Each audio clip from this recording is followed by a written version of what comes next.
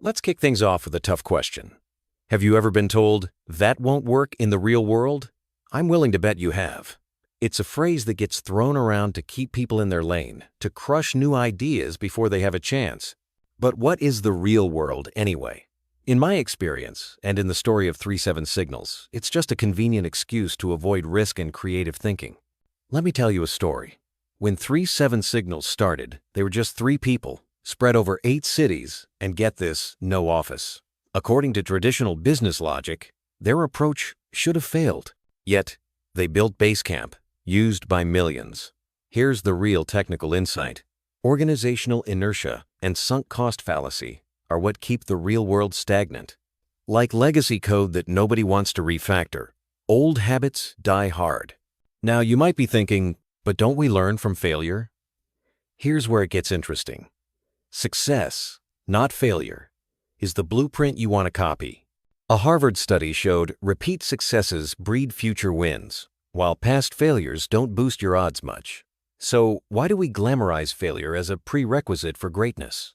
Next time someone tells you to play it safe, remember, the real world is just a set of pessimistic constraints others choose to accept. You don't have to live there. Challenge the old assumptions your future depends on it. So, if you hear that same old advice, work 80-hour weeks, write elaborate business plans, or go big or go home, pause and ask, who does that advice actually serve? Is it helping you or just keeping you from starting? Let's keep reworking those rules. Why do we convince ourselves that we need more money, more time, more people before we can start? Here's the setup. Most wannabe founders think scale is a prerequisite for impact. But what if I told you that constraints aren't obstacles? They're your secret weapon. Let's talk technical terms. Opportunity cost means wasted time is the real killer, not limited resources. And minimum viable product MVP isn't just Silicon Valley jargon. It's the art of building just enough to learn and move forward. I remember building my first business website in a cramped apartment with borrowed Wi-Fi. I didn't wait for perfect credentials or angel investors, and guess what? Working within those tight constraints forced me to prioritize, cut unnecessary features, and actually launch. Now you might be thinking, but I want it to be perfect. The truth is, perfectionism is just procrastination in disguise. With every extra feature or delayed launch, you're missing out on real feedback and real momentum. If you're waiting for the right time, the perfect plan, or the fat budget stop, start with what you have. Embrace your constraints. They'll make you sharper, faster, and infinitely more creative than any resource ever could. Have you ever spent weeks building the perfect plan, only to realize reality doesn't care? Here's the hard truth. Planning is just guessing. Educated, maybe, but still guessing. Let's break down 2 technical terms: feedback loops and agile methodology. A feedback loop is your best friend in business. The faster you act and get real-world results, the quicker you can adapt. Just like in agile methodology, where short sprints beat long marathons every time. I used to obsess over multi-year plans, but every market shift, every customer comment forced me to pivot. The magic wasn't in the initial blueprint, it was in my willingness to improvise. Now imagine this. You're mapping out a road trip, charting every stop, and then a detour pops up. Do you stick stubbornly to your plan or reroute and find a better path? Business is no different. The best decisions happen in the moment, not months in advance. What can you do today, this week? Don't let fear of the unknown paralyze you. Make small, reversible decisions and let reality be your guide. That's how progress happens, one improv at a time.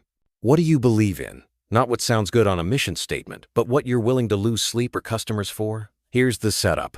Most businesses sell a product, but the ones that last stand for an idea. Here's a technical insight. Brand differentiation and core values. Brand differentiation isn't just logos or slogans, it's the gut-level reason people remember you. Core values are the non-negotiables that shape every decision you make. Take Whole Foods. They refuse to sell products with artificial flavors. Some shoppers mock the prices, but loyal fans wouldn't go anywhere else.